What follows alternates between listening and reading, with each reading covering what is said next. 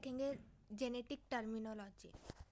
तो बेसिकली जो जेनेटिक्स में जो टर्म्स फ्रिक्वेंटली यूज़ होते हैं तो वो आज हम देखेंगे कि उसकी मीनिंग क्या है, ताकि हम जब आगे की वीडियोस देखेंगे आपको कन्फ्यूजन ना हो कि इस टर्म ये टर्म का और इस टर्म का मतलब क्या है। तो first term which we are going to discuss is about gene. So पहले हम देख लेते हैं जीनोम क्या है। तो बेसिकली जीनोम मतलब पूरा जेनेटिक मटेरियल, किसी ऑर्गेनिज्म का होल जेनेटिक मटेरियल, उसे हम क्या कहते हैं, उसे हम कहते हैं जीनोम। लेकिन जीनोम में बहुत अलग अलग जैसे रिपीटेटिव सीक्वेंस हो गए, सैटेलाइट डीएनए हो गया, तो ऐसे अलग अलग डीएनए सीक्वेंस है। तो gene is a part of a genome, जिसे अगर हम ट्रांसक्रिप्शन किया, अगर इस जीन का ट्रांसक्रिप्शन किया तो हमें मिलेगा एमआरएनए, और एमआरएनए का अगर ट्रांसलेशन किया तो हमें मिलेगा प्रोटीन।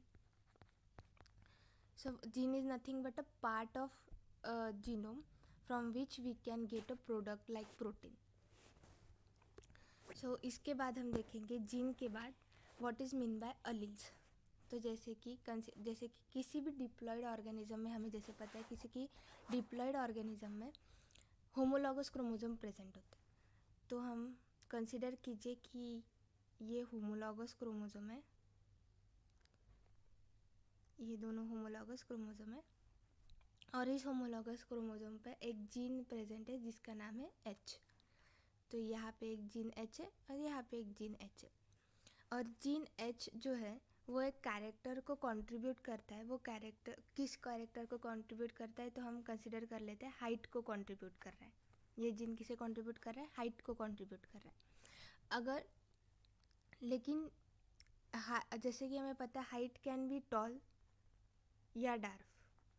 टॉल भी हो सकती है किसी की हाइट, या फिर छोटी भी हो सकती है किसी की हाइट। तो जीन एच जो है दो अलग अलग अल्टरनेट फॉर्म को कंट्रीब्यूट कर रहा है। हाइट तो उसका फंक्शन है, लेकिन दो अलग अलग फॉर्म को कंट्रीब्यूट कर रहा है, एक है टॉल और दूसरा है डार्क। कंसिडर कीजिए कि यहाँ पे जो जीन एच है ये कंट्रीब्यूट कर रहा है टॉल को, और यहाँ पे भी जो जीन एच है वो कंट्रीब्यूट कर रहा है डार्क को।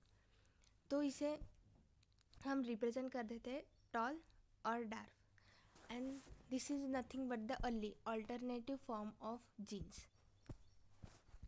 So I hope you have understand what is mean by allele. Allele nothing but the alternative form of a gene. उसके बाद हम देखते हैं what do you mean by locus. अब जैसे कि होमोलॉगस क्रोमोसोम है और होमोलॉगस क्रोमोसोम पे किसी एक जगह पे अलील्स प्रेजेंट है, टी। तो किसी भी specific position of a allele is nothing but a locus.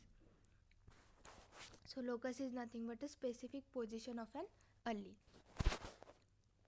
और you can say location on a chromosome which is occupied by an अलील।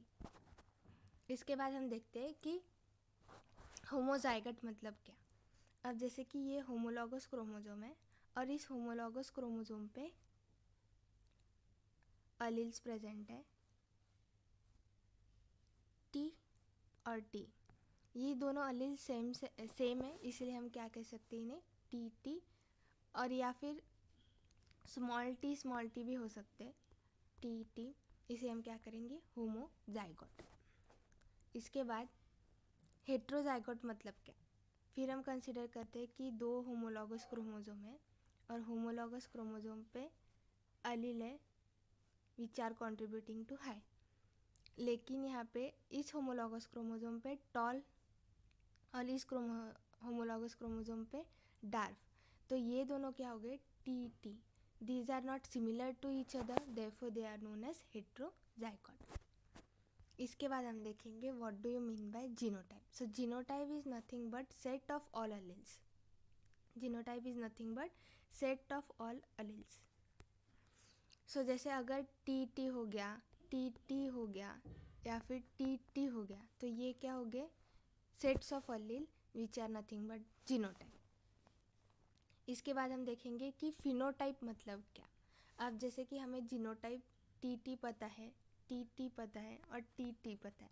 सो ये क्या कंट्रीब्यूट कर रहा है, ये कंट्रीब्यूट कर रहा है टॉलनेस को, और ये किसे कंट्रीब्यूट कर रहा है, ये कंट्रीब्यूट कर रहा है डार्कनेस को, darkness.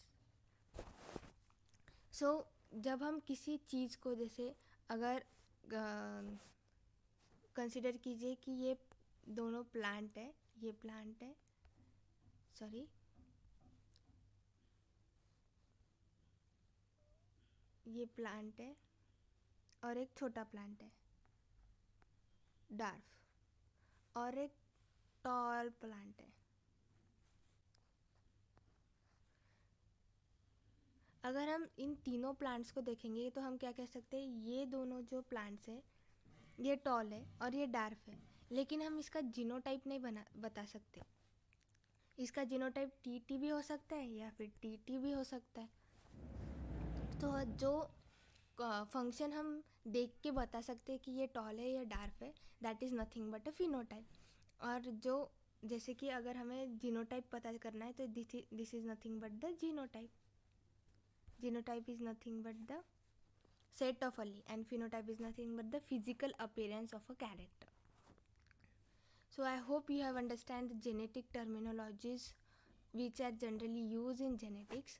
Further we are going to discuss about Mendelian principles, जो मेंडल ने 3 लॉज बताए थे, law of dominance, law of segregation and law of independent assortment. वो तीनों लॉ हम एक एक करके देखेंगे कि उनका मीनिंग क्या है, उसका यूज़ किया और मेंडल ने कैसे उन्हें कैसे उन्हें पुट फॉरवर्ड किया था। So if you are liking my videos, please like, share, comment and subscribe to my channel. Thank you.